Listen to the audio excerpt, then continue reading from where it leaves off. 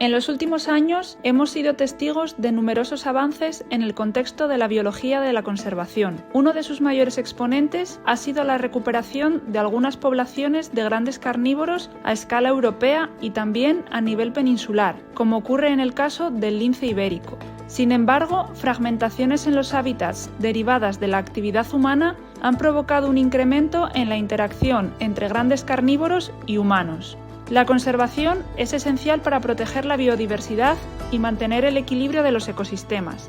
Sin embargo, existe un delicado equilibrio entre la conservación de los grandes carnívoros y los daños a la ganadería, provocando escenarios de conflicto como los que encontramos en relación al lobo ibérico. Manuel Díaz es experto en biología de la conservación, destacando su labor en el estudio del oso pardo cantábrico, objeto de su tesis doctoral. Biólogo en la Fundación Oso de Asturias. A lo largo de su trayectoria ha participado en numerosos proyectos de investigación, entre los que destaca el estudio del lince ibérico.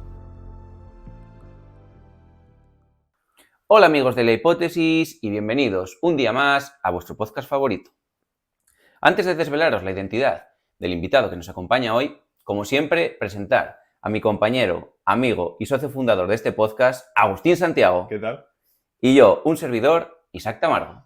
Así que siéntate y disfruta porque esto es La Hipótesis Perfecta. ¡Arrancamos!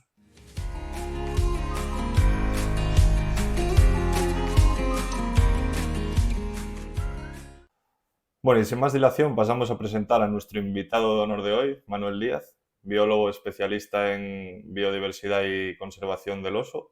¿Qué tal, Manu? Muy buenas, chicos, muy bien. ¿Y vosotros? Aquí estamos encantados de tenerte. Bueno, pasamos, Manu, a la primera pregunta. ¿Qué te llevó a estudiar biología? Pues mira, a mí me llevó a estudiar biología básicamente que mi padre ha estado siempre muy relacionado, no es biólogo, pero siempre ha estado relacionado con temas de naturaleza. Él tiene una empresa que se encarga de la gestión de centros de visitantes, como el centro de Babia y Luna, otros en el Parque Regional de Picos de Europa. Entonces él siempre ha estado muy relacionado con la naturaleza. Previamente, cuando yo era pequeño, él trabajaba en la Fundación Oso Pardo, por ejemplo. Entonces yo siempre tuve mucha costumbre de ir al campo mucho con él y él siempre me inculcó mucho, me regalaba libros de animales. Entonces, bueno, yo casi desde muy, muy pequeño tenía claro que quería dedicarme a hacer algo con animales, ¿no? A lo mejor no conocía todavía lo que era biología, pero sí que tenía claro que quería tirar por ese lado. Así que es más o menos una herencia de mi padre, digamos. Genial, Manu. La verdad que es un placer tenerte hoy aquí. Biólogo de profesión, compañero de carrera y de vida. Yo te quería preguntar un poco, ¿cómo ves tú la dicotomía que tenemos en la carrera de biología entre la biología de bata y la biología de bota? ¿Crees que realmente sobre el terreno están tan separadas o suelen converger en puntos comunes? Pues mira, yo realmente empecé a darme un poco cuenta de esta dicotomía porque para mí solo existía cuando era chaval, digamos, la biología de campo, de bota, ¿no? La relacionada, digamos, con las plantas, con los animales, el ecosistema. Y luego ya llegando a bachiller, evidentemente, que profundizas un poco más en materia, pues te das cuenta de que la biología abarca desde lo más básico y que está quizás más relacionado con esto que hablas tú de la bata, hasta los procesos más generalistas, que nos podríamos ir un poco más hacia la bota. En realidad, aunque sí que tiene caminos muy diferenciados según para qué, pues por ejemplo, quizás en tu campo tocar la bota es algo ilusorio realmente. Yo, al menos desde mi punto de vista, he tenido muchos compañeros que han realizado unas tesis en las que han abordado los dos trabajos de manera casi por igual. Gente que trabaja a lo mejor con genética, que es súper necesaria para entender dinámicas poblacionales, gente que trabaja a lo mejor estudiando dietas de animales que pasan mucho tiempo en el laboratorio. Entonces, aunque sí que hay algunas ramas de la biología que claramente son diferenciadas en estos dos ámbitos, yo creo que hay muchas ramas que pueden converger y que de hecho es así. Mucha gente dedica casi más tiempo siendo en teoría de bota a la bata y viceversa, como me queda un poco más lejos ya lo veo de otra manera, pero es verdad que hay muchas personas que trabajan en equipos de investigación, digamos, o incluso no tiene por qué ser ciencia, puede ser conservación en general, que tienen personas trabajando únicamente en el laboratorio, aunque no sean dedicadas al campo y sí realmente están contribuyendo, pues, por ejemplo, a la conservación del ecosistema. Entonces, digamos que sí que creo que se tocan claramente y que no es una dicotomía tan marcada como la que se nos presenta en la carrera, al menos.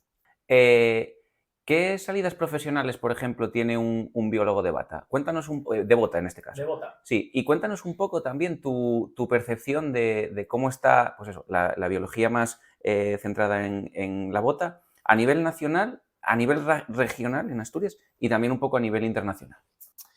Bueno, mira, yo creo que las salidas sería un poco, o sea, creo que es una carrera precaria, pero también creo que es una salida, que es una carrera con bastantes salidas al final. No sé si una amplia variedad de salidas, pero con facilidad para acabar trabajando al menos de lo tuyo si insistes en ello, porque echando un poco la vista atrás y mirando compañeros y compañeras que hemos tenido de carrera, yo creo que la mayoría que ha tratado de dedicarse a esto, o sea, por bata, o en este caso que me preguntas por bota, todos más o menos hemos podido encontrar un cobijo donde desarrollarnos. Salidas, pues mira, por un lado tenemos la salida que me toca en lo personal, que es la carrera científica o lo académico, que empieza pues después de casi todo el mundo hoy en día, después del grado, hace un máster, porque digamos es lo equivalente a la licenciatura previa, y después es iniciarse en el curso del académico con la tesis, ¿no? Digamos esa es la rama que me toca más de cerca. ¿Qué otras salidas hay? Pues hay muchísimas salidas desde el punto de vista de la conservación en organizaciones medioambientales como ONGs que se dedican a la conservación. Hay también empresas grandes, semipúblicas, que se dedican a muchos proyectos de conservación a nivel nacional, como puede ser Traxatec o Traxa, que tenemos también algún amigo que se dedica a ello. Y luego hay un gran nicho de trabajo dentro de las consultorías medioambientales, que son aquellas empresas que se dedican pues, a hacer, por ejemplo, evaluaciones de impacto ambiental para hacer un parque eólico en un sitio determinado, control de aguas, diferentes aspectos. Entonces, bueno, digamos que esas podrían ser las salidas principales y luego está un poco también otro campo que no hay que olvidarse, que es el de la educación ambiental. Hay un gran campo de trabajo dentro de la educación ambiental que no debemos olvidar porque además es muy importante. Luego, también hay gente que se dedica a distintos de estos aspectos de manera personal, digamos como autónomos, como freelance, ¿no? Bueno, pues digamos que eso sería un poco de manera muy resumida. Seguro que me estoy dejando cosas, pues porque, por ejemplo, también tenemos vías de trabajar en la administración pública, en la administración central, yo qué sé, incluso en el SEPRONA. Mira, puede ser una salida para trabajar relacionado con algo en la naturaleza, entrando a un cuerpo de seguridad del Estado, ¿no? Pues mira, otro ejemplo de salidas. Bueno, nos cuentas que hay muchas salidas profesionales para biología. ¿Qué consejos darías a alguien que está planteándose estudiar biología? Pregunta difícil. Bueno, lo primero, que yo creo que es una cosa que a mucha gente... Mira, para esto voy a irme un poquitito más atrás. Yo creo que mucha gente hoy en día nos educan o nos han educado al menos a nuestras generaciones en formarnos universitariamente como casi única vía de crecimiento académico, laboral. Y yo creo que ya partimos de ahí, o muchos de nuestras generaciones nos hemos dado cuenta que a veces es una equivocación, porque mucha gente llega a la carrera y se elige una disciplina porque tiene que elegirla cuando acaba la PAU sin tener muy claro el porqué. Eso lleva a que avanzando en la carrera tardes más en saber qué te gusta, qué no te gusta, y luego cuando acabes, pues sí, tienes un título, pero no tienes un claro destino al que ir. Entonces, una cosa que yo creo que es importante sería, primero, antes de meterte a biología o cualquier otra carrera, sería pensar bien si realmente eso es lo que te motiva a hacer, porque ya lo digo, por si hay alguien que tiene dudas y nos escucha, no pasa nada por no tener una carrera universitaria. Hay muchísima gente, yo conozco mucha gente que ha hecho formación profesional o que se dedica a otras cosas y que le ha ido genial y le encanta su trabajo y es igual de válido. Y luego, si estás ya destinado o quieres hacer la carrera de biología, yo creo que una buena vía es hacer como Isaac, por ejemplo, hizo en su momento, intentar ir colocándote o preguntando o intentando colaborar de alguna manera con algunas vías o algunos grupos que sean de tu interés para saber si realmente eso te gusta o no, porque bueno, también a lo mejor es una manera rápida de darte cuenta de si eso es lo tuyo o no, porque una cosa es estudiar y otra cosa es luego dedicarte a ello, que yo creo que son cosas distintas. Entonces yo creo que mi consejo básico sería ese. Muy interesante. Claro, o sea, es que es aplicable a casi todas las disciplinas, ¿no? Pero es que realmente yo me doy cuenta o me encuentro con muchas cosas de esas. Yo creo que tenemos muchos compañeros y compañeras durante la carrera y por lo que he visto en otros grados lo mismo, que han acabado allí pues porque tenían que elegir cuando acabaron la antigua PAU, ¿no? Que decir, bueno, pues voy a meterme algo. ¿Qué me gusta? La ciencia. ¿Me gustan las ciencias naturales? Pues venga, vamos a hacer biología. Y luego, realmente, a lo mejor no es lo tuyo, pero no es lo tuyo no porque no valgas, porque a lo mejor no te llama tanto. Entonces, eso es simplemente lo que les diría. En este sentido, ya ves que los dos somos compañeros de promoción de biología, empezamos juntos y acabamos juntos, y yo tengo una especialización centrada en la biología molecular y tú tienes una especialización en la conservación y la mejora genética, ¿no? Entonces, en este sentido es muy curioso ver cómo dos personas que estudian juntas tienen dos salidas laborales completamente distintas, y yo creo que es lo guapo de biología, ¿no? Que tienes un abanico de posibilidades, las que has mencionado, y también todas las de la parte de bata, digamos, que es impresionante. Al final... Es increíble. O sea, es una carrera...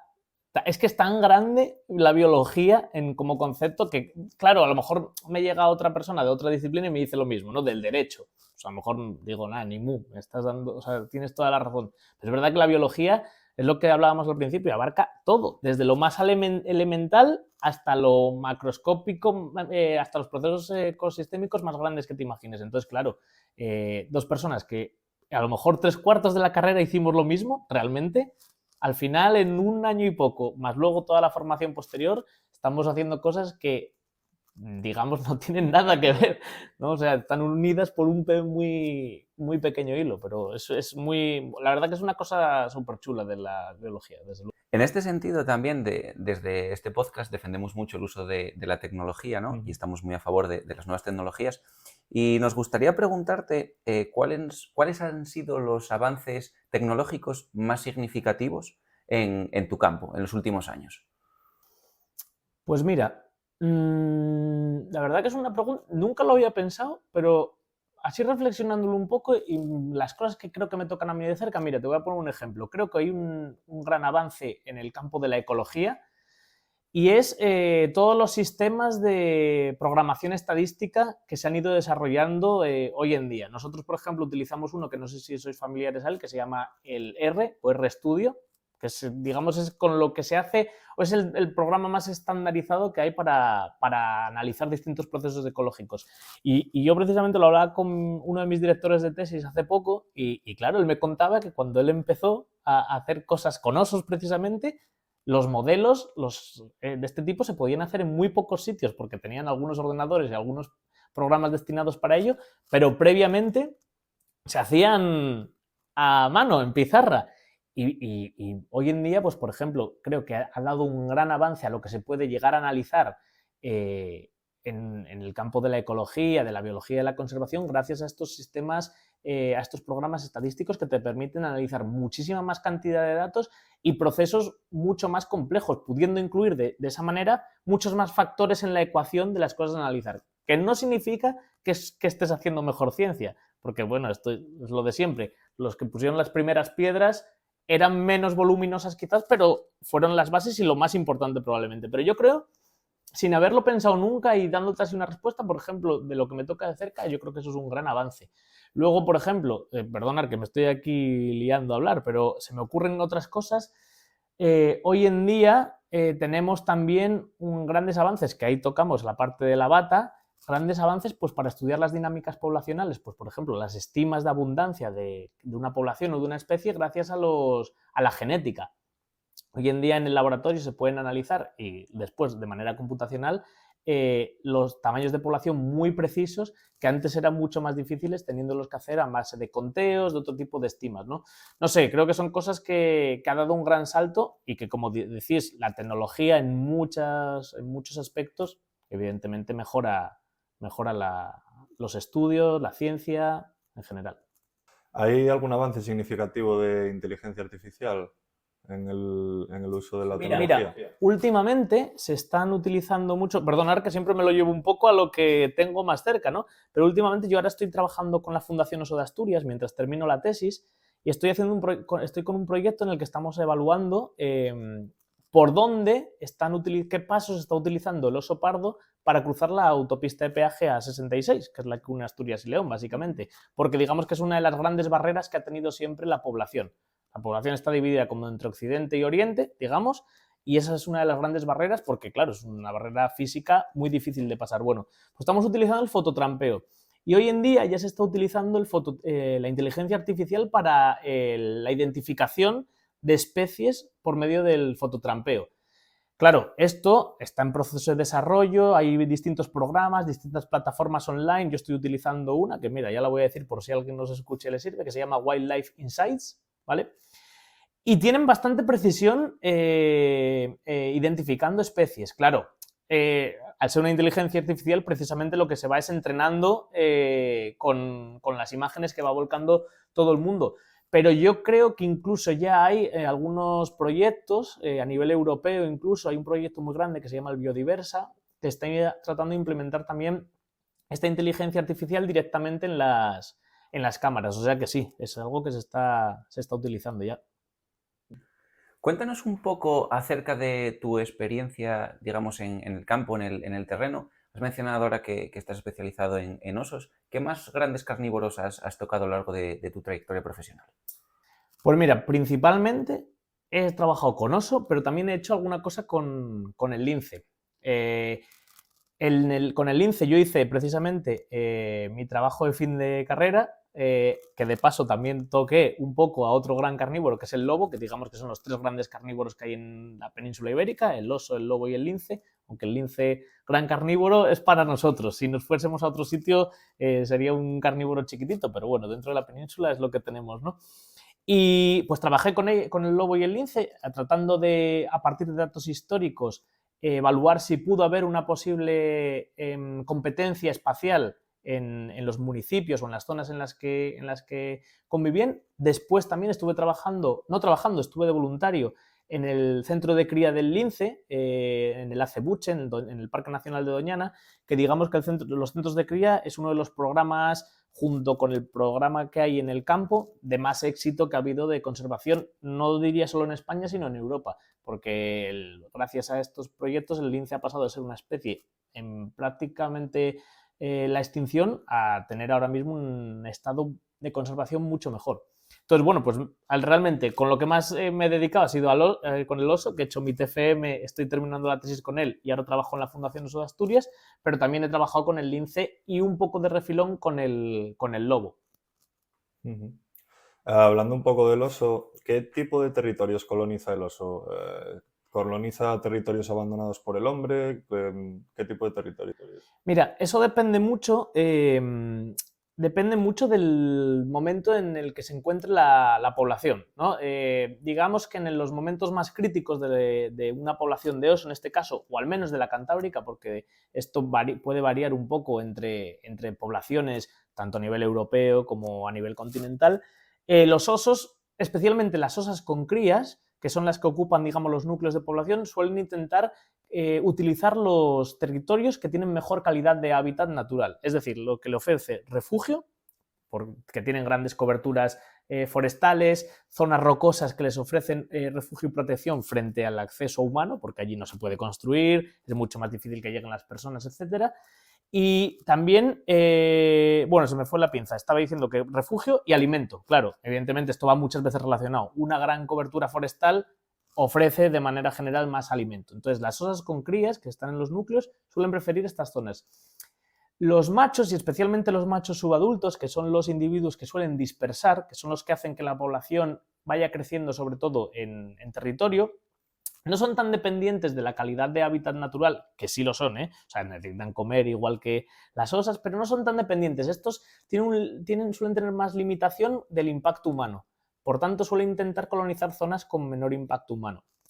Claro, aquí pasa una cosa un poco controvertida o contradictoria, y es que cuando una población se está expandiendo, y en este caso son los machos subadultos los que se dispersan, estos llegan a zonas con peor calidad de hábitat natural, generalmente, porque las que son buenas ya suelen estar colonizadas por hembras y por machos más dominantes, y al encontrar peor calidad de hábitat natural, aunque intenten evitar al humano, los recursos son limitados. Entonces se suelen acercar más a comidas de origen humano, como pueden ser el ganado, como pueden ser las colmenas, árboles frutales, basuras, etc. Y esto, digamos, que es un poco contradictorio porque lleva a veces a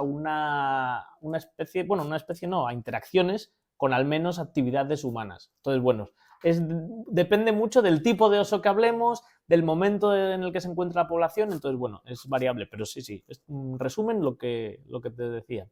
¿Tú crees que en los últimos años está aumentando ese contacto entre el oso y el humano? ¿Y qué nos espera en los próximos años? O sea, que está aumentando es indudable. Nosotros nos tenemos que imaginar el hábitat en el que, concretamente, yo voy a hablar de la cordillera Cantábrica, que es la población que tenemos más cercana, ¿no? Hay otra población en España, que es la de los Pirineos. Es un hábitat limitado, es decir, el bosque no es ilimitado ni siquiera a nivel peninsular, pero bueno, si nos centramos en la cordillera Cantábrica, tiene un límite. Además de que tenga un límite, no solo necesitamos que haya bosque, necesitamos que los parches de bosque estén unidos. Si no están unidos, para un oso va a ser muy difícil cruzar entre ellos. Si pensamos en un hábitat limitado, pensamos en una actividad humana que, aunque variable si hablamos de zonas muy rurales o urbanas, crece, y también pensamos en una población de oso que se recupera, la lógica más o menos nos va a llevar a que va a haber más interacciones, va a haber más encuentros en la naturaleza, porque también ha aumentado hoy en día las actividades lúdicas de los humanos en la naturaleza.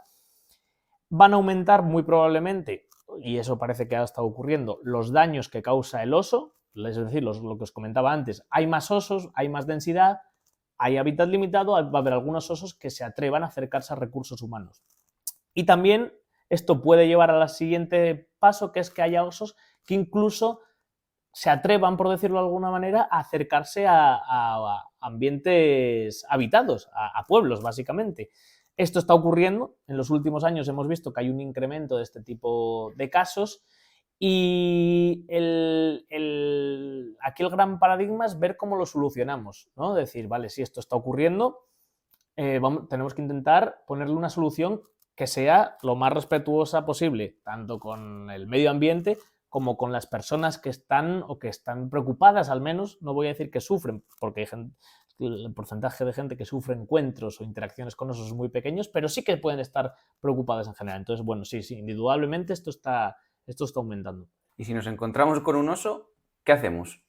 Esa es una buena pregunta. De hecho, o sea, justo ahora la Fundación, bueno, ahora no, lleva ya unos años, la Fundación Oso de Asturias, en colaboración con la Fundación Oso Pardo y otras entidades, prepararon unos folletos relativo a esto que hablamos, ¿no? De la mayor probabilidad, aunque sea muy baja, de encontrarnos con un oso. Y lo que se recomienda generalmente, a ver, hay muchos niveles. Tú puedes ver un oso a 100, 200, 300 metros o puedes encontrarte con un oso muy cerca. Si te encuentras visualmente con un oso, es muy probablemente que el oso ya te haya percibido, o es lo más normal, por el olfato, porque tiene un olfato muy, muy potente y ellos nos huelen y demás. Se dice que lo importante es no arrinconar al oso, por ejemplo, es decir, si tú vas caminando en dirección a él, no seguir caminando en esa dirección, es decir, o darte la vuelta o cambiar de dirección. Si es un encuentro muy cercano, hacerte notar, es decir, hablar alto, sin realizar tampoco aspavientos que puedan resultar como cierta amenaza, ¿no? O sea, yo creo que mucha gente, aunque le puede entrar, hay personas a las que les puede entrar el pánico en una situación así, yo creo que el sentido común nos lleva muchas veces a actuar frente a los animales porque tenemos un instinto dentro, ¿no? Y eso, intentar hacernos notar, hablar de manera calmada para que el oso nos escuche, y lo más normal es que el oso se vaya. Un apunte importante es que hay que extremar precaución si nos encontramos con una cría, porque si vemos una cría de oso es muy probable que la madre esté cerca. Y ahí sí que el instinto de protección y de defensa va a ser mayor, como es lógico. Entonces ahí sí que tenemos que evitar cualquier idea de sacar fotos a la cría, acercarnos. Lo mejor de ahí es intentar irnos, sin tampoco correr, porque a lo mejor no es necesario tal, pero intentar irnos de ahí, alejarnos y dejar a los animales tranquilos. Con eso, sin problema. Nos hablabas del acercamiento cada vez mayor de los osos a los núcleos de población. ¿Este incremento se debe a que realmente no tienen la comida suficiente y van a la comida fácil, digamos, o se debe a otro tema? Mira, uno de los capítulos de mi tesis precisamente trata sobre este aspecto de los datos, o al menos los casos que hay recogidos de osos cerca de pueblos. Hay distintos factores. Mira, por ejemplo, hay un estudio que hicieron un equipo de investigación en Escandinavia, que lo que vieron es que los osos que principalmente se acercan a los pueblos suelen ser bien hembras con crías o bien machos jóvenes o subadultos. Y se cree que es principalmente por evitar el encuentro con machos adultos dominantes que ocupan las zonas de mejor calidad o de más alimento. Por un lado, las osas con crías los evitan porque los machos grandes provocan infanticidios, es decir, los machos pueden matar a las crías de una osa si cree que esas crías no son suyas para que la osa vuelva a entrar en celo, por tanto las osas intentan evitarles, y los machos jóvenes pues también por pura competencia, por evitar a los machos más dominantes. Después hay otros aspectos, por ejemplo, la disponibilidad de alimento en los pueblos. Si un pueblo tiene alimento disponible y accesible, es mucho más probable que un oso que esté cerca y que ya haya tenido cierta habituación a comer en frutales, a comer en colmenas, a comer en ganado, se atreva a pasar, digamos, estos niveles de atrevimiento. ¿Sí? Al final es un poco atreverse a ir poco a poco saltándose niveles de respeto, entre comillas, a las personas. Entonces, hay diferentes factores, desde factores ecológicos, desde factores de disponibilidad de alimento, factores también de disponibilidad de alimento natural. Hay años en los que a lo mejor da menos bellota, da menos sayuco y entonces no tienen alimento natural, pues se tienen que acercar. Entonces, digamos que hay diferentes factores y luego hay un factor, evidentemente, comportamental. Hay individuos que aprenden a comportarse así porque no han tenido una reacción por parte del humano, digamos, que les ha hecho cortar este comportamiento. O sea, aprenden, se habitúan y es lo que se llama la habituación al humano, por un lado, osos habituados y luego osos condicionados. Los osos condicionados al alimento, que es cuando ya han aprendido a acceder a fuentes de alimento humanas que son nutritivas en cierta medida y fáciles de llegar, y entonces se han habituado a ellos y van a seguir entrando si no se hace algo por parte de la gestión, claro. Entiendo que en este sentido también, por ejemplo, el humano ha condicionado mucho el comportamiento de los osos, por ejemplo, con la generación de carreteras que puedan destruir, por ejemplo, hábitats en las que el oso esté normalmente. Incluso también el cambio climático, entiendo que también ha modificado mucho las condiciones climatológicas a las que habitualmente el oso está pues eso, habituado, ¿no? En ese sentido, ¿cuáles crees que pueden ser las estrategias a seguir por parte de la población para evitar estos encuentros entre el oso y el humano y volver a relegar, digamos, al oso a un hábitat amable y ecológico para él? Mira, yo creo que esto va de muy diferentes niveles. Va primero desde el ámbito educacional. O sea, yo creo que la educación ambiental es muy importante para evitar este tipo de encuentros. Pues, por ejemplo, cuando salimos al campo, yo creo que es muy importante cuando alguien se va a hacer una ruta a la naturaleza, que respete las señalizaciones, es decir, que siga los caminos, no se salga fuera de rutas, no se meta en bosques, a lo mejor en época de hiperfagia, que es cuando los osos se están alimentando en el otoño en los bosques para engordar para luego la hibernación. Yo creo que hay que tratar de dar unas pautas a la población a seguir para disminuir este tipo de encuentros, también como estos que os contaba, de cómo evitar un ataque o una carga de un oso si te lo encuentras. Y luego creo que es muy importante que la administración trabaje con base científica en cómo actuar para evitar este tipo de incidentes o de interacciones. Pues, por ejemplo, es muy importante que haya medidas preventivas, es decir, por ejemplo, cerramientos eléctricos a los colmenares o a zonas donde haya frutales, pastoreo activo de los rebaños de ovejas, de cabras, de vacas, que son los que principalmente ataca el oso.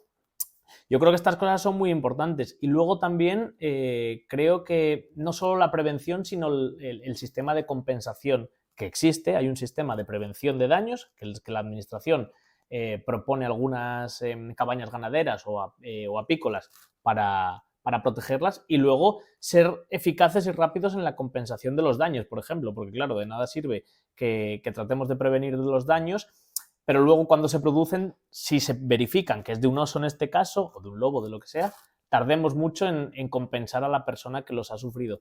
Entonces, yo creo que hay diferentes vías que van desde la educación hasta el ámbito de la gestión, ¿no? O sea, esto tiene que ser algo que se haga rápido y que también, lo que decía, que se base en criterios científicos para hacerlo, porque al final es lo que nos va a dar las mayores garantías de éxito.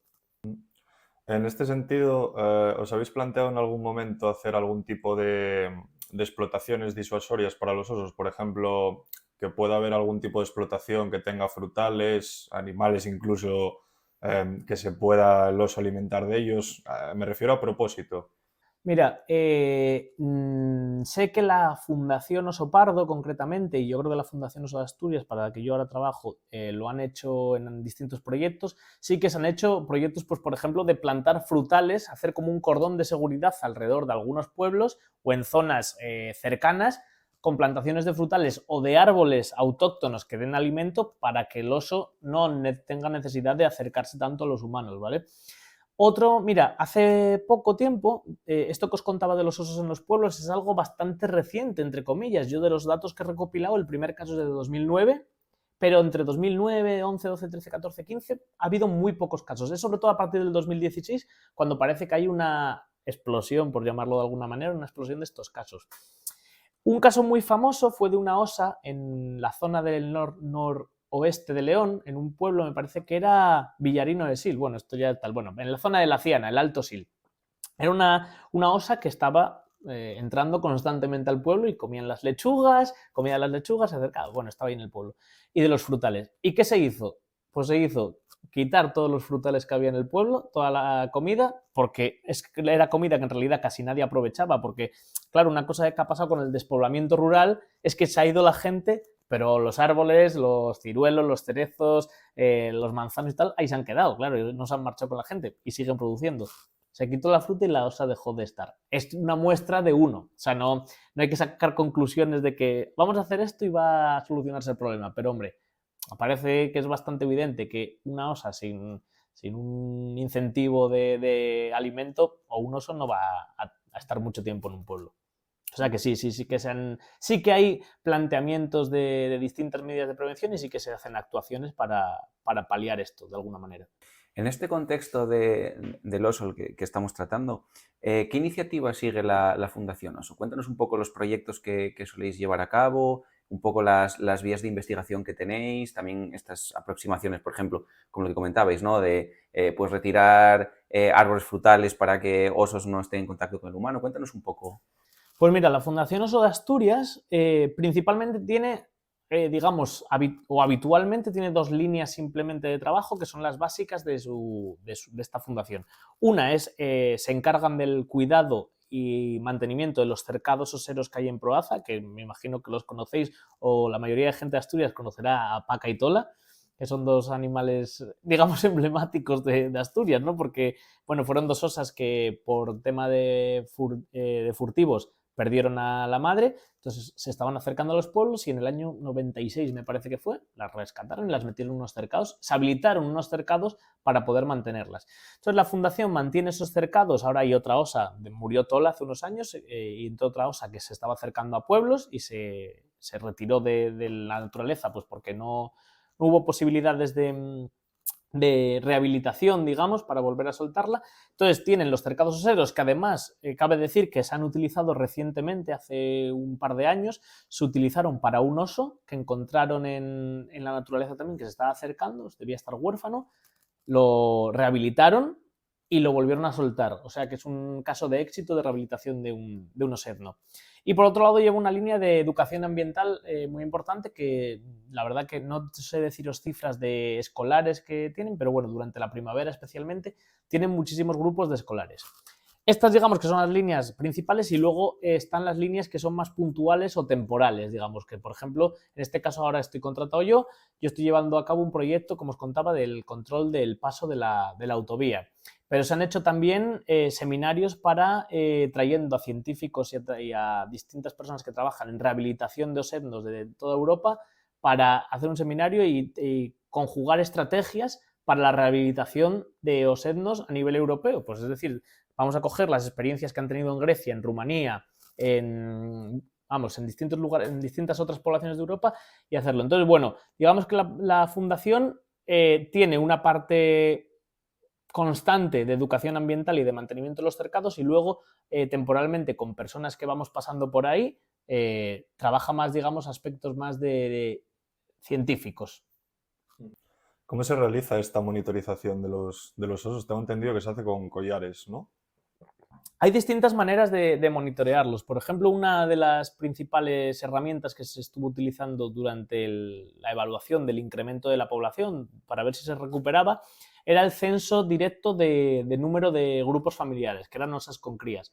Se contaban anualmente todos los grupos familiares individualizados para ver si había una tendencia creciente. Y con eso se hacía una estima o se extrapolaba para hacer un conteo general una estima de la población en general. Ahora, hoy en día, tanto el Principado de Asturias como la Junta de Castilla y León, creo que en colaboración con el Ministerio y con algún equipo científico, están empezando a hacer marcaje con radiocollares, con GPS de osos. Principalmente yo creo que el principal objetivo era el del control de estos tipos de especímenes que se acercaban a los pueblos, ¿no? Claro, cuando tú puedes capturar un oso y marcarle, te va a dar una información mucho más precisa de qué está haciendo ese oso, por dónde se mueve y si se está acercando a un pueblo para poder actuar. Porque si no, de otra manera, yo, por ejemplo, cuando para mi capítulo de tesis recopilé los datos de presencia de osos en pueblos, pues lo hice a través de testimonios de guardas de medio ambiente, de vecinos, de la fundación. Entonces, claro, la herramienta del GPS es muy importante. También me gustaría aquí aclarar que es una herramienta muy importante la de marcar osos, pero siempre y cuando, o sea, tenga un objetivo claro y esa información se vaya a poder compartir con el público general, pero también con otros grupos de investigación, porque si no, no queda muy claro el objetivo por el que se está haciendo una técnica tan invasiva, porque claro, para marcar a un oso lo tienes que capturar con una trampa, que se puede utilizar una trampa Culver, que digamos es como una trampa metálica cilíndrica en el que se pone algún tipo de cebo alimenticio, el oso entra, ahí tienes que sedarle, es decir, es un trabajo muy invasivo. Entonces, es importante que se haga y yo creo que es un gran avance que se esté volviendo a hacer en la población cantábrica, porque estábamos un poco atrasados con respecto a otras poblaciones en Europa y en el mundo, pero tiene que ser con un fin y con un objetivo de conservación claros, porque si no es un poco, no sé, es que ha habido ciertos conflictos también con el tema de marcaje de lobos, que no están sacando los datos de lo que está pasando. Bueno, en definitiva, es simplemente un apunte de que están genial, pero tienen que tener un objetivo de conservación y de investigación claro. Bueno, el tema del lobo lo tocaremos a continuación, pero siguiendo un poco con la línea del oso, a mí me gustaría preguntarte también, cuando tú estabas sobre el terreno haciendo encuestas, por ejemplo, a guardas y demás, ¿qué sensación te transmitían respecto al oso? Por ejemplo, ¿percibías miedo o preocupación por esos encuentros que pudiesen tener? ¿O veías que la población pues entiende el cambio que está suponiendo el mundo, ¿no? Y que al final pues es más factible que, por ejemplo, alguna vez en tu vida te puedes encontrar, por ejemplo, con un oso? Mira, yo hice encuestas tanto a guardas como a apicultores, por tener, digamos, un poco de muestra de los dos extremos no tienen por qué ser extremos, porque todavía no hemos conseguido analizar esas encuestas, se han quedado ahí un poco aparte, pero al menos sí he tenido la experiencia haciéndolas, por tener un poco el abanico de los dos extremos, en teoría, de la visión de la conservación del oso, ¿no? Esperaríamos que los guardas o los técnicos de la administración tengan una visión claramente conservacionista o al menos de gestión sobre el oso, y quizás los apicultores, que son... matizo que elegí los apicultores porque aunque en otras poblaciones en Europa son los daños a ganado los más abundantes, en la cordillera cantábrica son los daños a las colmenas los más abundantes, ¿vale? Digamos que entonces elegiste los más damnificados por el oso. Eso es. Y los encargados de la protección directa, al menos. Y mira, mi impresión, incluso había un claro sesgo de la gente que tenía un contacto muy directo con el oso en su día a día, especialmente en los guardas, también en los apicultores, ¿eh? Pero que yo también lo que hice fue coger a todos los guardas del Principado y también algunos de Castilla y León, que eran de distintas zonas, tanto de zonas núcleo de la población de oso, como en zonas más periféricas, como incluso zonas de fuera, ¿no? Y sí que me sorprendió algunas cosas incluso gente que se dedica a la conservación, aunque no sea directamente con el oso por estar fuera, de la falta de percepción real del problema que hay Y fíjate, dentro de los apicultores, y creo que ahí fue un error, porque creo que a lo mejor los ganaderos, a pesar de no ser los más damnificados, nos hubieran dado un punto de vista un poco más negativo. Los apicultores en general, aunque todavía no como os digo, no he analizado esas encuestas, no he percibido, echándoles un vistazo exploratorio así general, una percepción tan negativa con respecto al oso. Yo creo que los ganaderos es otra historia, igual que los cazadores. Creo que son unos grupos un poco más complejos. También por una cosa, y es que creo que gran porcentaje de los apicultores en la cordillera tienen la apicultura como una segunda fuente de ingresos o incluso como un hobby. Sin embargo, los ganaderos tienen la ganadería, o gran parte de los ganaderos tienen la ganadería como fuente principal de ingresos. Y yo creo que ahí puede haber un desbalance en la percepción que tengan sobre el conflicto en este caso. Hacerte una pregunta un poco comprometida.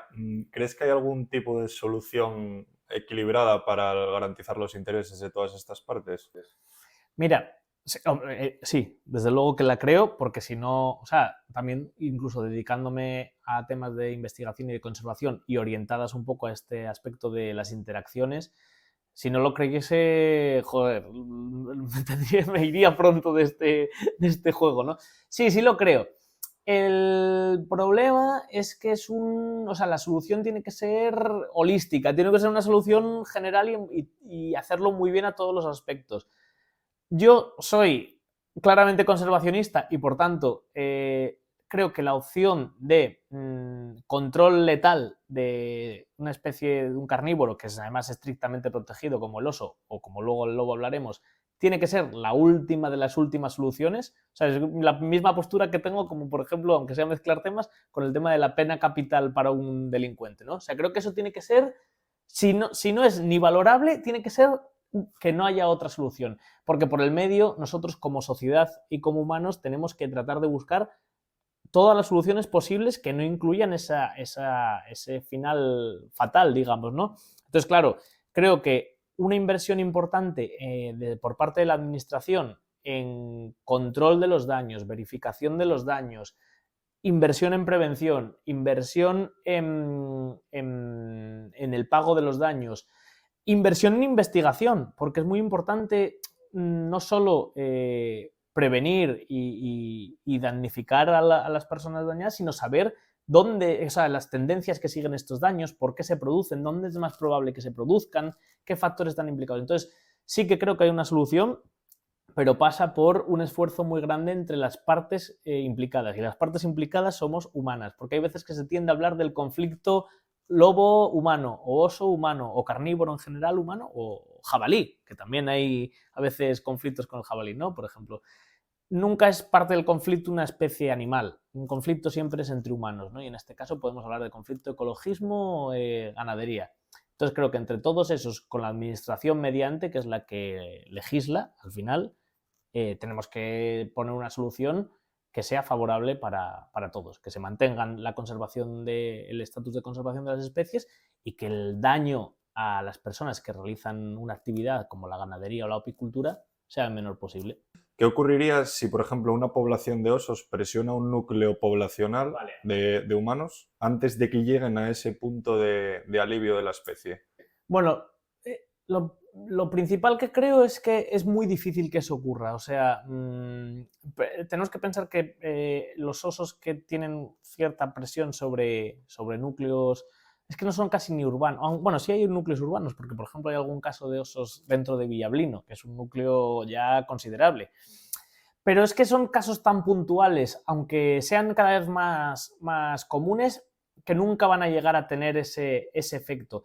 Además, mira, hay que tener una cosa muy en cuenta, y es que, por ejemplo, con los daños a colmenas, que es una de las cosas que también estudio en uno de los capítulos de la tesis, se ha visto que los daños a colmenas estaban aumentando casi en paralelo al aumento de población, incluso un poco por encima de lo esperado según los números, pero hay un clarísimo efecto llegado a un punto de las medidas de prevención de daños. Es decir, llega un punto que en las zonas donde siempre ha habido osos o donde hay buenas densidades de osos van aumentando los daños según aumentan los osos. También hay un efecto de que si la población se expande se dañan en nuevos sitios, pero llega un punto que cuando se aprende de alguna manera a convivir con esta especie, las medidas de prevención empiezan a mitigar esos daños. Y entonces se ve como llega hacia el año 2010, 2012, esos daños empiezan otra vez a decrecer. Puede ser que aumenten otro tipo de daños después, ¿no? Pues porque si las colmenas están protegidas, pues a lo mejor me voy a los frutales que están al lado. Pero sí que las medidas de prevención, o sea, van a ir mitigando esa intensidad de daños en el tiempo. Va a ser muy difícil que nos veamos desbordados, digamos, por la población.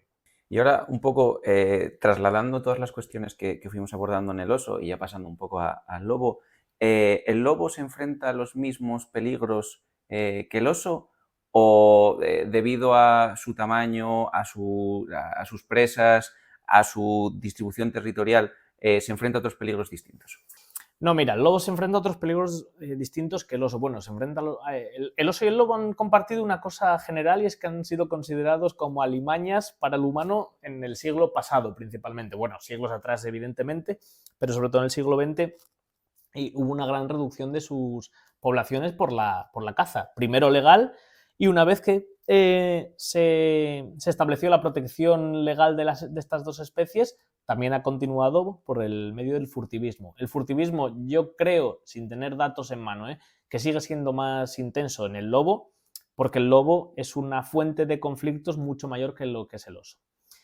El lobo, digamos que su estado de conservación en la península ibérica y en Europa no, en Europa realmente es el carnívoro más abundante es el oso, pero en la cordillera cantábrica el lobo tiene un estado de conservación mejor que el oso. Pero sin embargo, aunque es un mantra muy repetido que la población de lobo crece, con las estimas que se han hecho en periodos recientes, pero con saltos de décadas incluso, o sea, si hablamos de hace 30 años, el número de manadas, que es como se censa el lobo, porque es más difícil censar individuos, porque el lobo, así como el oso es solitario o grupos familiares pequeños de la osa con las crías, mientras están las crías, el lobo sí que se comporta en manadas, o sea, se relaciona en manadas, que son una hembra o un macho alfa con las crías que ha tenido en ese año, ¿no? Entonces se cuentan manadas, se cuentan packs, que se ya dice en inglés, que son manadas al final de lobos. Y se ha visto que no ha habido un cambio significativo en la población. De hecho, al contrario, aunque sí que parece que ha habido un ligero aumento del número de manadas, si miramos con respecto a la distribución histórica, por ejemplo, echando la vista 100 años atrás, que es uno de los criterios que, por ejemplo, sigue la IUCN para ver si una especie está en un estado de conservación favorable o desfavorable, la población se ha reducido en extensión casi, no me acuerdo cuánto era, pero me parece que había habido 2 estudios recientes, que uno hablaba de un 50% de reducción y otro de un 70%. O sea, si cogemos siglo atrás, ha habido una reducción clara. Vale, vamos a olvidarnos de un siglo atrás y vamos a centrarnos ahora. ¿Hay un ligero aumento de la población de lobos? Probablemente. ¿Y que está habiendo también un ligero aumento del número de daños? También. Pero claro, esto no nos puede servir para justificar la caza, digamos, ¿no? Como tal, porque, por un lado, igual que os decía antes, creo que como sociedad humana y con la tecnología y con la ciencia y que tenemos hoy en día, tenemos mecanismos para atenuar esto de manera importante. Y luego, una cosa muy curiosa, un estudio de una chica, una compañera mía que hizo la tesis también en la Estación Biológica de Doñana, ha visto que a pesar de que la población de lobo está, lo que digo, mejor que la de oso y se mantiene más o menos estable, tiene muy poca variabilidad genética. Es decir, parece que los lobos se dispersan muy poco en nuestra población ibérica. Y eso es un problema grande porque... vamos, tú por ejemplo, Isaac, lo sabes bien y tú también, Agustín, que es que la diversidad genética es muy importante para una población porque ayuda a solventar precisamente imprevistos estocásticos que puedan venir, una enfermedad, el cambio climático. Cuanta más variabilidad tengamos en una población, más vamos a poder solventar esto. Entonces, tiene menos problemas en algunos sentidos que el oso, pero sigue siendo una especie que tiene que estar protegida. En este sentido, este problema genético por falta de esta variabilidad, ¿crees que es debido al hombre, a procesos que tengan que ver con el hombre o por qué es debido? Es buena pregunta porque puede ser, vamos, yo no soy experto genetista, esto lo aclaro porque tampoco voy a jugármela, pero es verdad que puede ser un efecto del hombre. Es Es decir, si en la cordillera, iba a decir, si en la península ibérica no tenemos grandes dispersantes de lobo, un efecto puede ser que haya barreras. Puede ser barreras físicas, como hemos hablado antes, por las autovías, otro tipo de infraestructuras humanas, pero también puede ser barreras de caza. Puede ser que el furtivismo, el furtiveo, también siga habiendo envenenamientos a lobos. Puede ser que jueguen un papel en evitar precisamente esas largas dispersiones que se necesitan para conectar distintos grupos de lobos. Entonces, sin saberlo a ciencia cierta lo que está pasando en la península, porque es que de hecho creo que no se sabe porque no hay dispersantes de larga distancia como sí ocurre en otros sitios en Europa, puede ser uno de los factores que la influencia del hombre esté detrás. En este sentido, para paliar los efectos de los daños del lobo, veo complejo al final que se muevan las explotaciones ganaderas. ¿Podría ser una medida proteger más ese tipo de explotaciones? No sé si con tecnología, con... Mira, creo que más o menos en Asturias, voy a hablar de Asturias, por dar datos de lo más local posible. Creo que en Asturias el 0,8% de la cabaña ganadera, de las explotaciones ganaderas, sufren daños de lobo. Si nos vamos a la ganadería extensiva, que es, digamos, la que más proclive es a sufrir estos daños, porque no tiene mucho sentido meter la ganadería intensiva. Si nos vamos a la ganadería intensiva es 1,1%. Es decir, el problema a escala de sector ganadero parece que es muy residual. Pero claro, quien lo sufre, lo sufre. Eso no nos podemos olvidar de ello. Yo en eso soy también bastante tajante. Es decir, aunque sea un problema residual a nivel de sector, las explotaciones que lo sufren pueden tener grandes daños y perjudicar su subsistencia. Y al final la subsistencia probablemente de una familia, ¿no? Entonces, sí que se están implementando medidas que parece que son efectivas. Pues, por ejemplo, parece que los perros pastor, los perros guardián, como los mastines, tienen un efecto disuasorio bastante importante. También el pastoreo activo, es decir, el guardar los rebaños por la noche y poder poner cercados para evitar que el lobo entre, también tiene un efecto. Hay medidas que parece que funcionan. Claro, el problema es que entiendo que puede ser difícil para ciertas personas asumir los costes, no, porque realmente los costes de estas medidas tienen que correr cargo de las administraciones regionales o centrales, en este caso regionales, y generalmente corren a cargo de ellos. Pero también entiendo que el pastoreo y la ganadería tradicional requiere un esfuerzo mayor que mucha gente quizás hoy en día ya no esté dispuesta a asumir. Pero medidas hay. Y de hecho nos encontramos con testimonios de pastores que utilizando algunas de estas medidas y utilizando las ayudas de la administración tienen bastante éxito en la prevención de estos ataques. ¿Tú crees que hay una buena comunicación entre los diferentes sectores implicados, por ejemplo en este caso en el lobo, como pueden ser por ejemplo los propios ganaderos afectados, como las administraciones públicas, como los investigadores que estudian este conflicto, o falta información? Información... Información veraz. Mira, eso es importante. Información no sé si falta. Veraz puede ser. Y además creo que la clave es con lo que empezaste la pregunta, que es la comunicación. Yo creo que hay un ambiente de mucho resquemor como en el acervo ya cultural de las sociedades, especialmente en el mundo rural, ¿no? Creo que, por un lado, la administración llega muchas veces tarde y mal a este tipo de conflictos. Creo que desde algunos ambientes ganaderos, fíjate, no a nivel individual usuario, sino creo que las grandes asociaciones de agrícolas y ganaderas utilizan un tono muy hostil para hablar de estos temas. Y aquí ya voy a echarme las culpas como sector también. Creo que desde el ecologismo a veces, incluso desde el punto de vista científico, no hemos transmitido a lo mejor nuestras ideas o nuestra información de manera eficaz. Quizás por lo que te digo, quizás por un poco ese acervo que ya traemos detrás. Por eso creo que también es importante que vaya habiendo una tasa de renovación en todos los actores implicados porque creo que se van a diluir un poco estas resquemores previos, ¿no?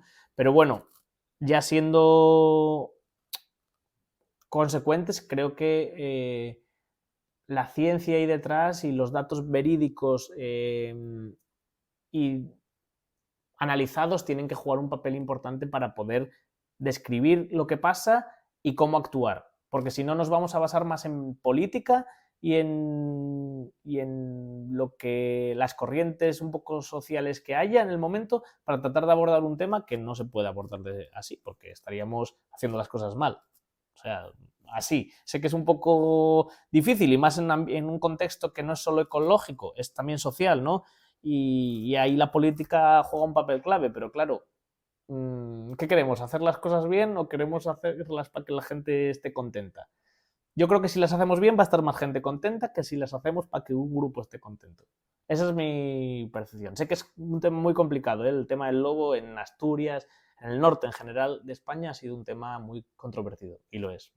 En este sentido, casi que la pregunta es obligada también. A mí me surge mucha curiosidad, hablando con un experto como tú en grandes carnívoros, si veo un lobo, ¿hago lo mismo que si viese un oso o hay algún tip a seguir? Mira, la verdad que no tengo ni idea de tips para seguir si te encuentras con un lobo en la naturaleza.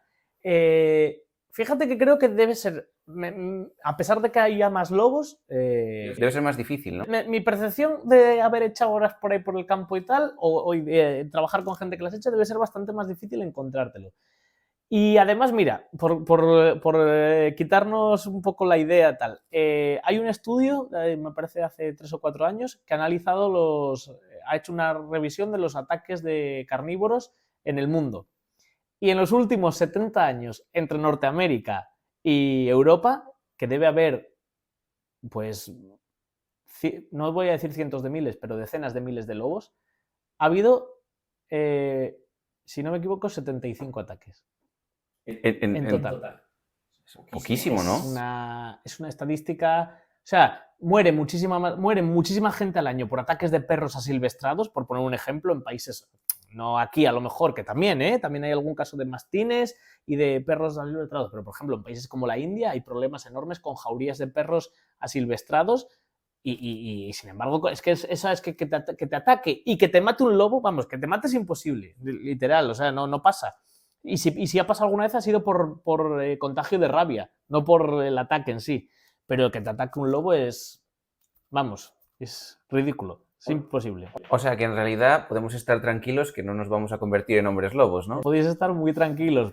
Vamos, de hecho, una de las cosas con las que más revuelo se montó y de hecho una carta que mandamos distintos científicos a Science para tratar de tratar este tema con cierta lógica fue porque la presidenta de la Comisión Europea, Ursula von der Leyen, es de la Comisión Europea, me parece. Bueno, no lo sé si es de la Comisión Europea porque tengo ya lío de cuántos organismos hay a nivel europeo. Fue que hizo un comunicado hace justo un año, hicieron un comunicado de la Comisión Europea diciendo que el lobo estaba empezando a ser un peligro para las explotaciones ganaderas y también para los humanos. Claro, que es de echarte las manos a la cabeza.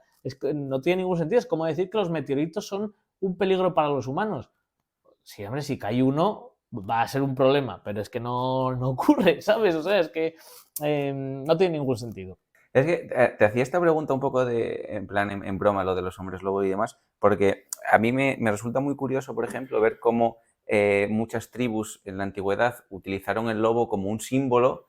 De hecho, hoy en día se sigue utilizando, ¿no? Hay como mucha mitología detrás del lobo, ¿no? Es un animal muy mitológico. Uh-huh. ¿A qué crees que es debido esta mitología que surge en torno al lobo? Yo creo que, fíjate, esto te lo voy a decir improvisándolo ahora mismo de lo que creo, ¿eh? Yo creo que hay primero un componente de admiración y de veneración a algunas especies animales, pues por su bravura, por su fuerza, por su capacidad como cazadores, tal, como puede ser, como ha pasado con el tigre, con los leones, con el oso también en algunos sitios, con el lobo, previo a convertirse en un animal denostado de alguna manera. O sea, creo que primero en estas culturas más antiguas que dices, puede venir un componente más de veneración, que poco a poco cuando el humano ha ido expandiéndose y ha necesitado, al final pensadlo, además de la parte más de la caza por recreativa, de cazar trofeos, previo a eso ha habido una competencia por los recursos y por el espacio entre nosotros y algunos animales. Es así. Es decir, imagínate si ahora hay conflicto con que el lobo nos ataque al ganado, imagínate cuando las medidas de protección eran una lanza que teníamos en casa. Pues eso era una competición directa. Entonces hemos pasado quizás de esa veneración y respeto, no mutuo, pero respeto un poco de alguna manera hacia esas especies al expansionismo propio nuestro de convertirlos en una alimaña. Yo creo que pueden ir por ahí los tiros, pero sinceramente no lo sé. Pero es verdad que es muy curioso. El lobo culturalmente juega un papel muy importante en las sociedades que conviven con él. De hecho, precisamente más recientemente, más contemporáneo, esa imagen del lobo malo, ¿no? El lobo con caperucita, el lobo en los cuentos, el lobo en la mitología cultural de los pueblos es un animal muy, muy representado. Es curioso. Es habitual en las películas ver al chamán de la tribu con una piel de lobo y con collares. Mira, esto sí que, a pesar de no estar muy seguro, como antes sí que no estaba nada seguro de por qué, pero esto sí que creo que tiene mucho que ver el utilizar pelajes, colmillos y tal. En muchas tribus antiguas sí que se ha creído que al matar un animal de este tipo, como un gran carnívoro, y ponerte parte de su piel, de sus dientes, o beber su sangre o comer parte de él, como una transferencia de algunos poderes, una parte de misticismo ahí detrás. Pero sí, es muy curioso, la verdad. Nos comentabas antes del éxito de los programas de conservación del lince, por ejemplo. ¿En qué reside el éxito de este tipo de programas? Bueno, pues mira, el lince, digamos que la conservación del lince se ha jugado en dos vías paralelas, pero necesariamente complementarias. Por un lado, se ha hecho un esfuerzo muy grande en un programa de cría ex situ, digamos, fuera de la naturaleza, que para ello hay, me parece que 4 centros de cría en la península ibérica, si no me equivoco. Hay uno en Portugal y otros 4 en España.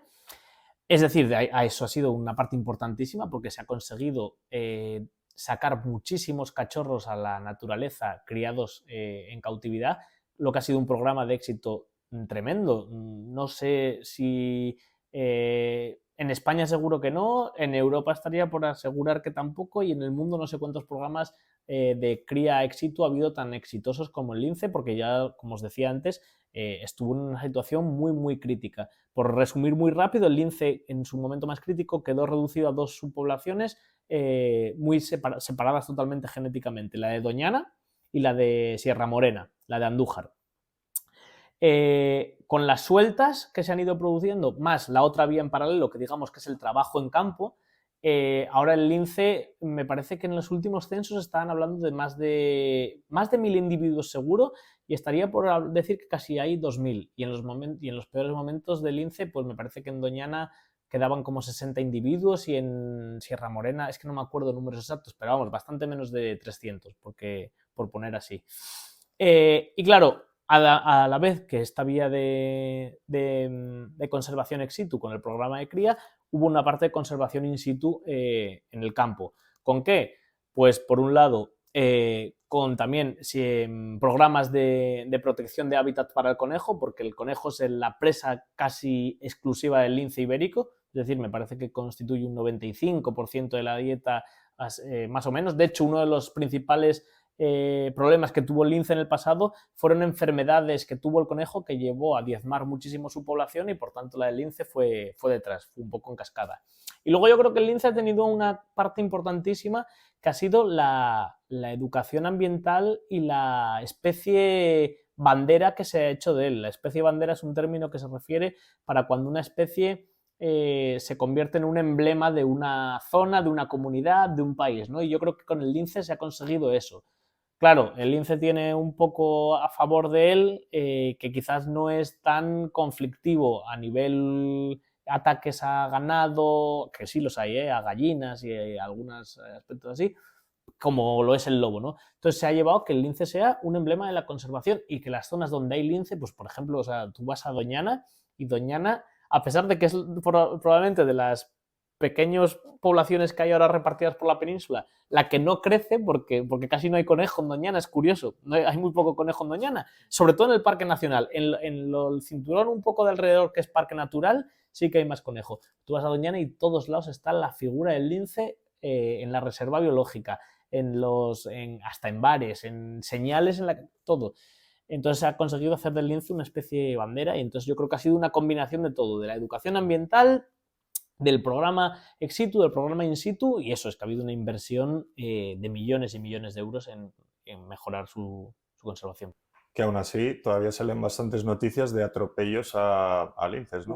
Uno de los grandes sumideros, podríamos decir, de la población de lince hoy, pensando en que casi o el furtivismo es muy residual y parece que hoy en día no hay mucho problema ni con el conejo ni con enfermedades. Claro, pensar que el lince era la especie felino del mundo con menos diversidad genética. O sea, tenía una endogamia brutal. Por eso también cómo se hicieron los cruces en el programa de cría fue fundamental. Para ello trabajó Godoy, un genetista de la Estación Biológica de Doñana, en directa colaboración con los centros de cría, para elegir qué animales cruzar y dónde soltarlos según un poco el mapeo genético de la especie, que claro, eso también ha sido increíble. El esfuerzo que se ha generado para el lince nos ha permitido tener un control con fototrampeo tremendo en el campo, un mapeo genético de la población tremendo. Entonces, claro, bueno, pues al final ya lo veis, es la inversión que se ha podido poner en ello. En este sentido, lo que comentabas antes, por ejemplo, del lobo, que aquí tenemos poca diversidad genética, ¿crees que podemos estar ante uno de los primeros episodios de pérdida del lobo cantábrico o digamos, de extinción del lobo? O sea, ¿el lobo está en peligro de extinción? Lo digo por eso, porque si en realidad, por ejemplo, se alimenta, como en este caso del lince, por ejemplo, de un conejo, pues el lobo se alimenta de un animal que tenga una enfermedad, como todos son tan parecidos genéticamente, puede ser un problema real. Sí, claro, evidentemente. La poca diversidad genética te da al menos poca garantía de que ante un cambio importante en el ambiente puedes reaccionar como especie o como población en este caso. Claro, es verdad que el lobo en este caso, pensando en las presas, es mucho más generalista que el lince. Entonces quizás a nivel de presa o también de hábitat, porque el lobo tiene unos hábitats muy variados en la península. Pasamos desde las poblaciones aquí en Asturias, que se mueven por amplias zonas de cobertura forestal, como hasta los lobos de tierra de campos en Castilla, que se mueven en terrenos agrícolas, básicamente. Yo creo que el lobo como especie tiene cierta plasticidad mayor por su ecología más generalista, pero evidentemente con una baja diversidad genética puede ser que la enfermedad que afecte al conejo no le afecte al conejo, sino que le afecte al lobo en este caso, ¿no? En vez de a las presas, le afecta al lobo. Una poca diversidad genética va a tener mucho más impacto con una enfermedad.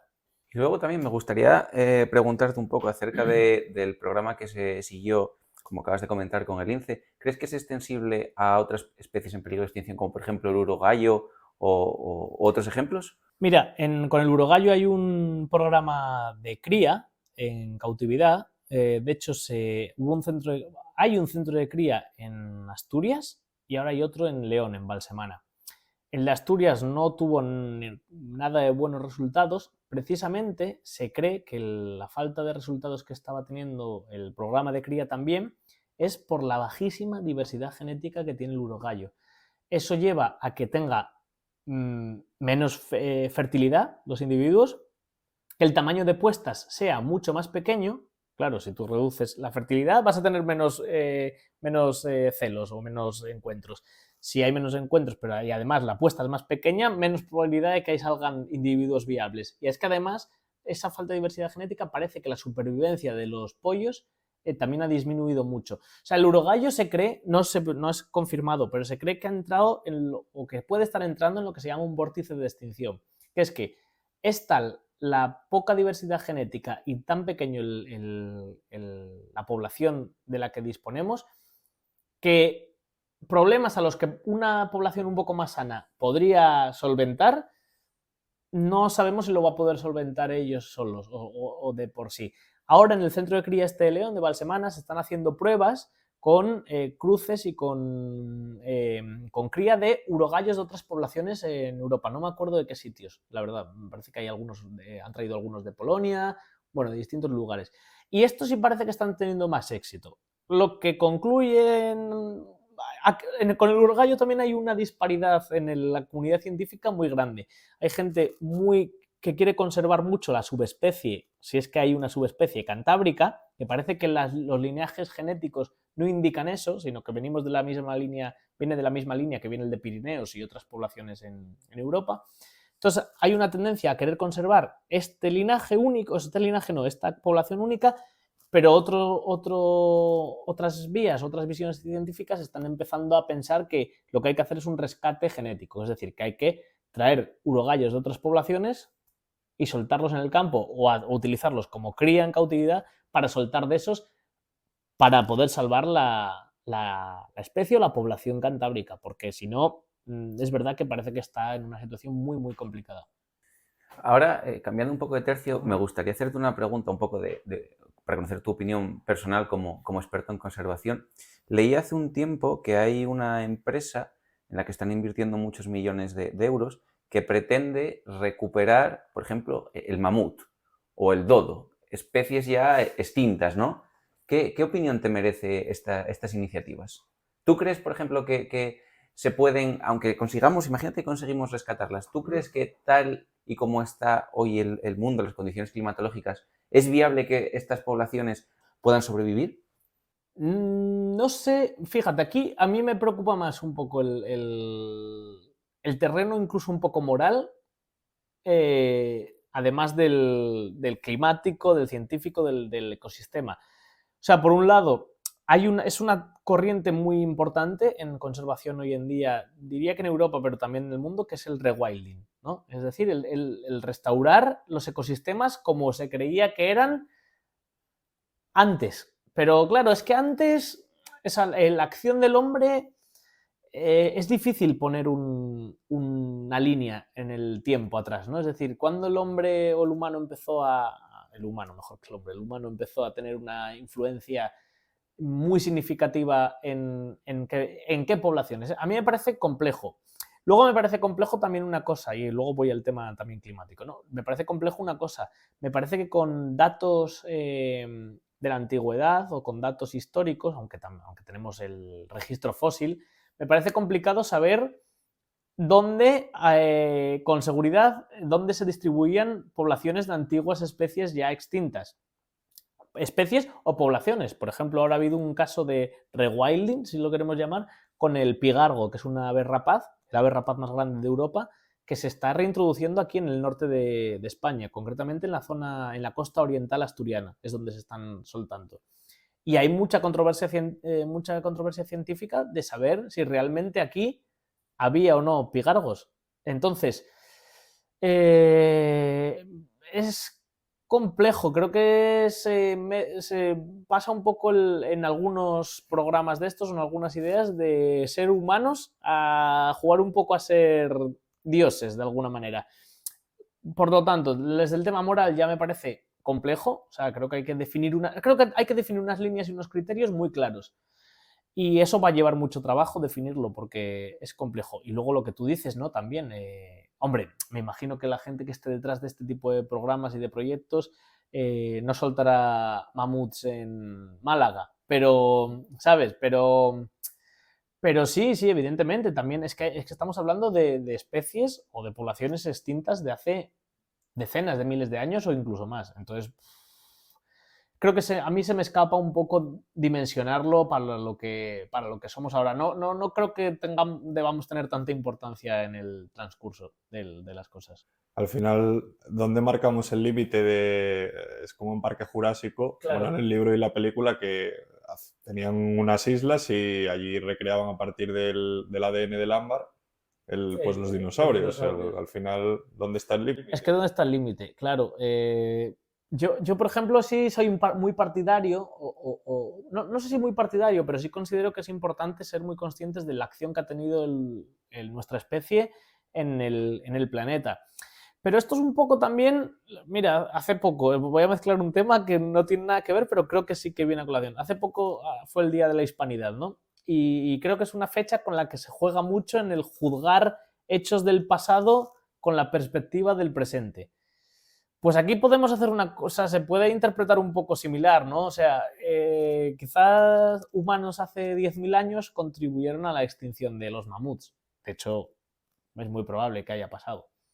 Eso nos lleva a nosotros 10.000 años después a meter una especie como el mamut, por ejemplo, con las implicaciones que tiene en el ecosistema. Son auténticos ingenieros de los bosques, como los elefantes, ¿no? Miles de años después a hacer algo, pues no lo sé. Me parece... O sea, no tengo la respuesta, la verdad. Decíais antes que eras de los biólogos de bota. ¿Cómo crees que afecta el trabajo de campo a la salud física y sobre todo mental? Mira, yo realmente estoy haciendo ahora más campo, ahora con la fundación y con este tema de las cámaras y del control tal, que quizás en la tesis, aunque bueno, la tesis un poquito también hice y bueno, es verdad que a lo largo de la carrera que llevo, pues algo he hecho en distintos aspectos, ¿no? Mira, afecta, bueno, primero, es verdad que para según qué trabajos de campo, el físico necesitas tener una cierta forma física porque, bueno, pues por ejemplo, yo ahora me paso muchos días yendo a buscar cámaras por cuestas, por caminos en mal estado, sí que puede tener evidentemente una afección de fatiga, de cansancio, sobre todo si se te acumula mucho en días. Luego el campo tiene otra cosa, que esto va un poco entre lo físico y lo mental. Mira, primero, yo creo que mentalmente es una bendición para los que nos gusta, en comparación a estar echando horas delante de un ordenador, que a veces son cosas muy interesantes, ¿no? Pero yo creo que para los que nos gusta es una manera de aliviar. Otra cosa es cuando se prolonga en el tiempo a lo largo, ¿no? La gente que se va 3 meses a una expedición, pues bueno, es otra historia. Vuelvo a lo de relacionar lo físico y lo mental. Creo que el campo tiene un componente muy complejo, que es muy difícil medir tu jornada laboral en el campo. O sea, tú más o menos en una oficina, más o menos, que luego ya sé que depende de si tienes jefe, si no, si estás hasta arriba del proyecto, si estás en una tesis o en un postdoc. Hay mucha gente así, echa muchas horas, pero en el campo tú no puedes predecir lo que vas a tardar. Más o menos puedes decir, hombre, pues yo mira, si mañana me voy a ir, ¿no? Mañana quiero revisar 6 o 7 cámaras. Pues más o menos que yo ya las tengo vistas estas o sé dónde están, digo, bueno, pues esto me puede llevar 8 horas, 6, 7. Pero, por ejemplo, cuando les estaba poniendo, no podía predecir el tiempo. Yo estoy ahora mismo, como estoy terminando la tesis, yo estoy contratado a media jornada, lo que en teoría implica 4 horas. Cuando me iba a poner cámaras por el campo, ni de coña echaba 4 horas. Entonces, bueno, sí que eso puede conllevar al final a la larga una fatiga física y mental, sí, sí lo creo. Pero es verdad que yo creo que mentalmente a la gente que le gusta y dentro de que el resto de aspectos, de las relaciones con tus jefes, con tus compañeros de trabajo, a nivel personal y demás estén bien, yo creo que suele ser más alivio cuando puedes salir al campo, sobre todo si es así intercalado, que un problema. O sea que, bueno, tiene sus partes complicadas, que es el tiempo que puedes echar y los riesgos a los que te expones simplemente por estar por ahí, pero yo creo que es una parte muy bonita de hacer para lo que nos gusta, la verdad. Bueno, Manu, y para cerrar el programa, nosotros solemos pedirle al invitado, bueno, antes de nada, encantados de tenerte aquí, fue una charla Vale, una charla impresionante. Una charla impresionante. Solemos pedirle al invitado que nomine a una persona para que venga a nuestro podcast a hablar. ¿Pensaste en alguien para que pueda venir? Pues mira, como hemos estado hablando del tema de interacciones humano-oso, lobo, ganadería y demás, hay una amiga mía, una muy buena amiga mía, Angie, que lleva un proyecto con otra chica o con otras dos, no me acuerdo si son una o dos más, que se llama Les Mastines, que es un proyecto en el que es una especie de proyecto personal en el que llevan a cabo una función un poco integradora entre el mundo de la conservación, la vigilancia de rebaños y el conflicto con el lobo. Si consigue venir, yo creo que ella os lo va a explicar muy bien y creo que es una manera de ver este este mundo del conflicto y de las interacciones desde una perspectiva muy global y muy cercana, sobre todo porque han estado allí en el sitio. Pues nada, muy interesante, la contactaremos a ver si quiere venir, seguro que sí. Así que nada, Manu, muchas gracias por la charla, la verdad que da gusto charlar con expertos como tú, hemos aprendido mucho sobre todo del oso y el lobo y también del lince. Y del lince. Y nada, un placer. Se nos pasó el tiempo volando. La verdad que podíamos estar aquí hablando hasta pasado mañana fácil. Fue la verdad que tremendo. Yo creo que esto es lo que llevamos, flipé. Pero nada, muy bien, muy a gusto, la verdad. Así que pues nada, encantados y hasta la próxima. Gracias.